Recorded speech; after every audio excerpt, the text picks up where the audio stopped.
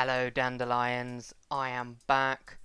I'm sorry for the almost month hiatus between extra work, being on annual leave and having to take some respite for my own mental health. I had to take a bit of time. I am now back. I know what you're thinking, the office looks a bit different. I mean, that could be partially because of the Christmas lights, woohoo! But also, all that cack behind me. Don't worry, a load of angry beavers have not come in and ransacked the place. I've got a new bed arriving tomorrow, so I just had to pull the old one apart. It's the only place I can put it. So, enjoy the background. Anyway, if you've seen our previous video, you know that we were discussing how to come here as a HCA, getting started. I get a lot of people that seem really excited to come here, but aren't really reading into what sort of care roles are here.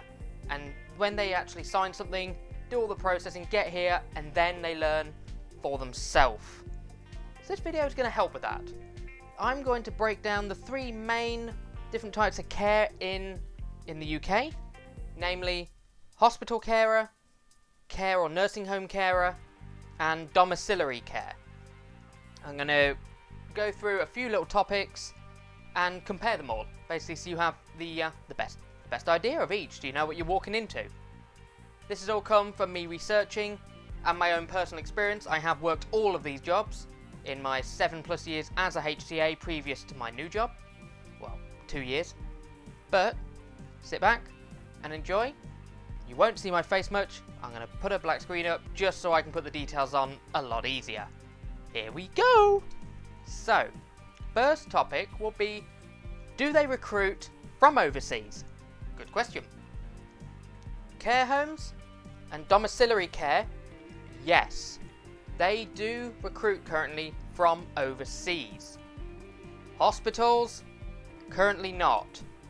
NHS, I've got a pretty good authority, at least 98-99% of them are not recruiting HCAs from overseas. They can fill these ranks within the UK and at a stretch the EU. Don't come here or don't start applying thinking you want to work in a hospital as a carer. You're not going to get it. Sorry. Now, do they all require experience? Well, I'm going to keep the hospital in here for the rest of this video, because if you are already here in the UK on a dependent visa or, something like that, it's still good knowledge. So, none of them really require experience prior to this. However, some do. It's all down to the individual. You'll find that if you're already in the UK, some places will require you to have the care certificate completed already, or at least be prepared to work towards it. Of course, if you're not in the UK, don't worry about that. You'll learn that when you get here. Average pay per hour before tax. Of course, once you put into tax, it's going to be less. Before tax, though, for hospitals, you're averaging what they call band 2, which is around £10.60 to £10.90, depends on how many years prior experience, that sort of shebang. Care homes, a little bit more, looking at about £11.10 to £11.75. Bear in mind, these are all averages, they're not specific, and they could be higher, could be a little bit lower. Domiciliary care, looking at about £11.50-ish. Now this will of course go up for some places based on weekends, nights, bank holidays or public holidays. Domiciliary care could also change depending on your clientele. I had it before where my payslip was in half for the ones that are being funded by the government, essentially, and the ones that are being funded privately, as in the clients paying for their own care service. Those ones tend to be a little bit higher just because they're paying more. I don't think every care company does that, just the one I worked in at the time. Working hours. What sort of shifts are you expecting to do? In the hospital, you're going to be doing 6-hour or 12-hour shifts generally, averaging between 8 till 8, and that includes days and nights. For care homes, it's pretty much the same, but for domiciliary care, this is where it varies. So You could be starting anywhere up to 7 a.m. and finishing anywhere up to 10 p.m. It varies completely based on your clients, where they live, how long it takes you to get there, how long it will take you to get to each visit, how long it takes you to get home, and all of that. You know, they're not going to be in one central location. We're going to touch on that shortly. As I mentioned, nights, hospitals, yes. Care homes, yes. Domiciliary care, not really. It's classed as days, but as I say, you may be finishing late. Breaks, good one. Thank you. On a hospital, for a 6-hour shift, you're generally expected to have a 30-minute unpaid break. Usually it's unpaid. You're not expected to be on the clock still as a paid employee while you're on break, because you're supposed to have your break and then come back. Leave your troubles behind for the 30 minutes. For a 12-hour, of course, you then get 2 30-minute breaks. Care home, for 6 hours, you might be looking at a 20 to 30-minute break.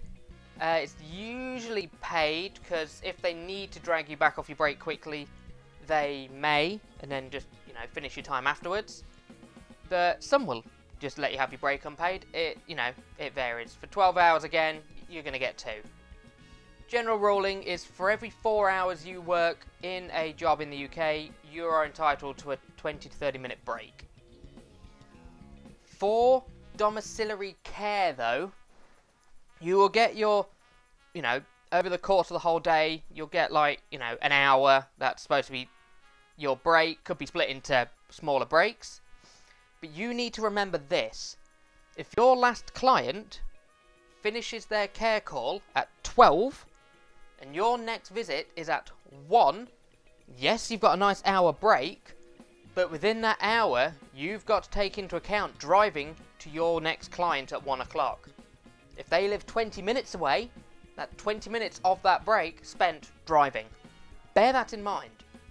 In addition, if you finish the say 11:30 till 12 o'clock care visit, if you finish that late, say 10 past, 12:15, you can't start your break late and finish it late. Your client, the next one, will still be at 1 o'clock. You delay that, you delay all of your care visits, and it all goes, bellies up, as the saying goes. So be very, very wary. Travelling, as I've stated, hospital and care home, of course. Yes, you drive or you travel to the work. You work all day in that place, and then you go home. You don't need to drive. Domiciliary care, you will be expected to drive a lot. You've got to travel to clients' locations. They're in their own home.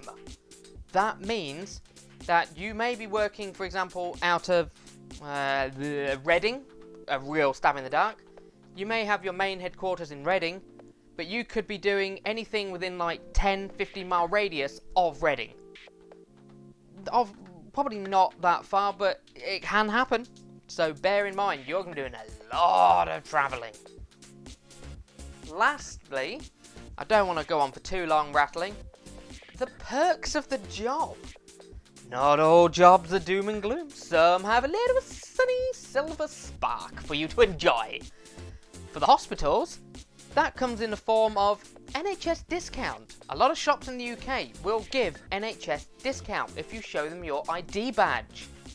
Some require what they call a blue light card, but as an NHS employee, you can apply for one of them.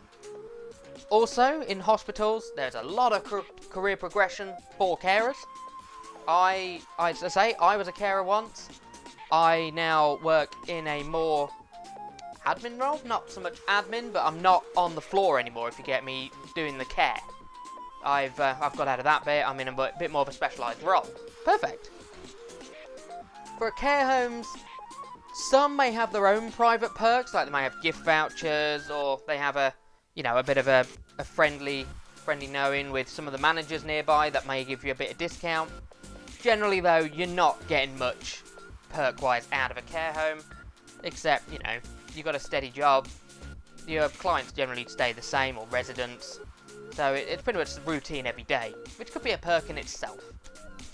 Domiciliary care, you are travelling a lot. You're going to be paying out a lot for fuel and for gas, if you call it gas. Here it's petrol or diesel. they may give you up to 45 pence a mile for the first 10,000 miles.